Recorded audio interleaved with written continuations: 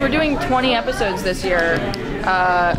In the past, when we come to Comic-Con, that usually heralds the end of our shooting schedule. But for us this year, after Comic-Con, we go back in after a short break and do 8 more episodes. Because our season this year will be 10, of course, in the summer, and then our back 10 will be airing in April. Hi guys. How you doing? Oh, Saul's here. He can take over. Saul does all the talking anyway. I do not. You do too. Just for that. Is that a brain? It is necklace? a brain. It's a tiny brain. I like it. And the Day of the Dead ring, right? Sure. Yeah. Mexican, yeah. Los Calaveras. Yeah, very nice. Thank you. So, tell us a little bit about what's going to happen this season. Are you serious? You really serious? Just a little bit. Okay, so our show is not called Large Crater in the Ground 13. Since it's not called Large Crater in the Ground 13, we have to find a way to reconstitute the place where we work and that is so organically connected to the well-being of the world. we know that the writers knew that if everything had an artifact, oh, he's dead, there's an artifact, she's dead, there's an artifact, warehouse is dead, it's simple. There's no stakes in that. So the consequences of reconstituting warehouse, which is going to happen, I can tell you that, but there are consequences to doing that are so dark that they'll affect the entire future of the show. They affect every character irrevocably. And they've taken more chances this year than they have in any season before as writers. Instead of resting on, okay, we know what the show is, and now we're going to give you more of the same, they didn't do that. They took a lot of chances with the characters, with our relationships, and with the consequences of our actions. It's true. The consequences is an important word to describe all of the themes this season. We learn about the birth of an artifact, how an object becomes imbued with the thing that gives it power, and we really explore the fact that no decision we make as warehouse agents is black and white. It's all a shade of gray. There's we have to consider if the ends justify the means, and who will be harmed by using this artifact to potentially protect the greater good. There's a huge respect for the fans from the writers and the creators and the producers of the show. They know that we've got a family show. It's why we're the #1 show in the history of this network, because people watch it with their kids. So I have kids, and I know they're older, but I know from meeting people that we've been thanked. They say, thank you for having a show that I can watch with my 13 or 14-year-old. There's something for them and there's something for us. So we have a dark humor, we have dark stuff, we have a lot of light stuff. Plus, all the artifacts that we use, I would say 95% of them more, are really historically accurate. They come from real people who really use them. Their research is meticulous and thorough, and that's the base, the mythology of the show that our head writer Jack Kenny and the writers, and then they set the bar higher. Then they say, okay, we know who you guys are, we write for you, but we're going to give you stuff that's really going to stretch you. Otherwise, we'd be bored, but we're not. We're turning pages the same way the fans want to know what's happening next. Sure. It really is a great thing. It doesn't happen that often. We don't have to manufacture our excitement. How quickly do they reestablish the unit and the warehouse itself? It seems like everything was so decimated and fragmented. I can't tell you too much because nothing is completely reconstituted. There are some buried consequences which I can't talk about.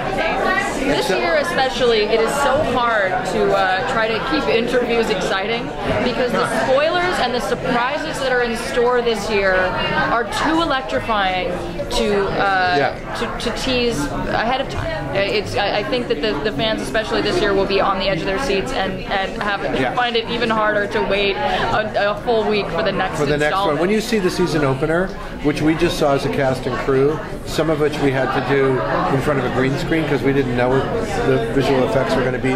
They are amazing. It looked like a movie to us, like a very expensive movie.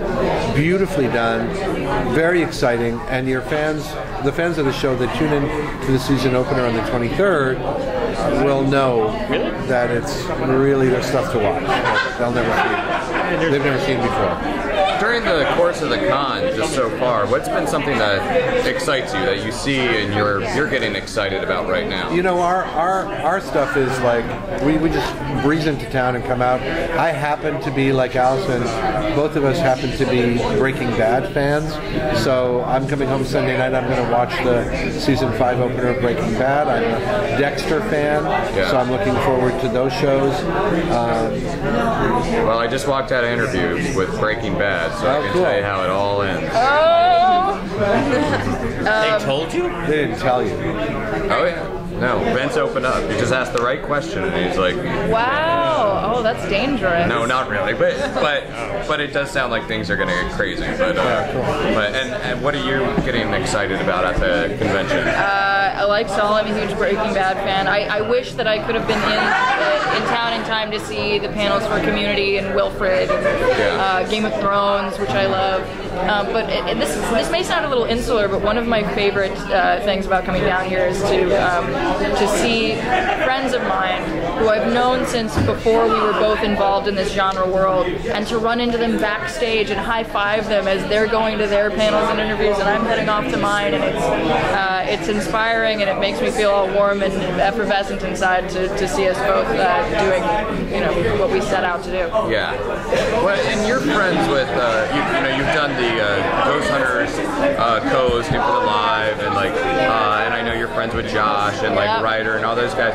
It's funny because they're, a lot of what's happening in this reality world is they're, trying to pursue these things that you guys are dealing with in the fictional world. I mean, do you ever kind of, just since you're friends with those people, do you ever say look, you guys like our show, you like Warehouse, that's really awesome, but you should also be checking out these reality shows where my buddies are going and looking for this stuff for real, or pursuing that. Is there ever that crossover conversation? Josh sent me a text message the other day and said, be sure to promote the premiere of Destination Truth. That's about as crossover as it gets. Yeah. They're all fantastic people. Yeah. One of my favorite episodes last year was Don't Hate the Player. That was my all-time favorite last year. And you guys get to do some really cool stuff. Is there anything along those lines, or one of those kind of episodes that you kind of, you always go outside the box, but you really go outside the box?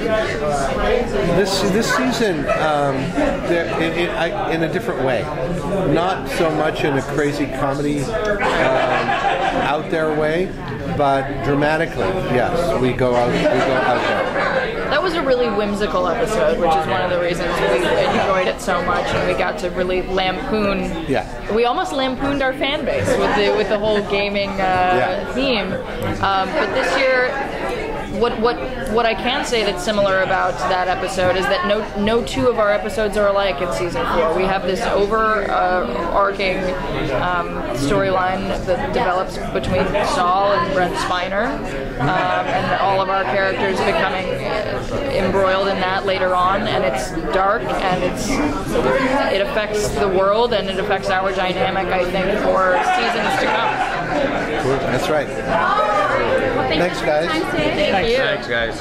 Saul, I actually ate at Katz's Deli, and I actually, just by chance, I sat near your picture. It was really wild. Oh, cool. That's so funny. Isn't that wild? I live like 3 blocks from there. Oh, I love that place. Oh my God. So do I. Yeah. They're already talking. You really want me to join us? Where are we going? Saul, you're coming over here. What do you guys? Sorry? I get I'm around. Sorry, Jack.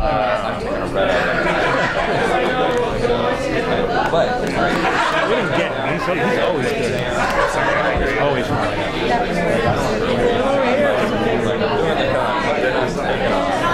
Oh, there they are.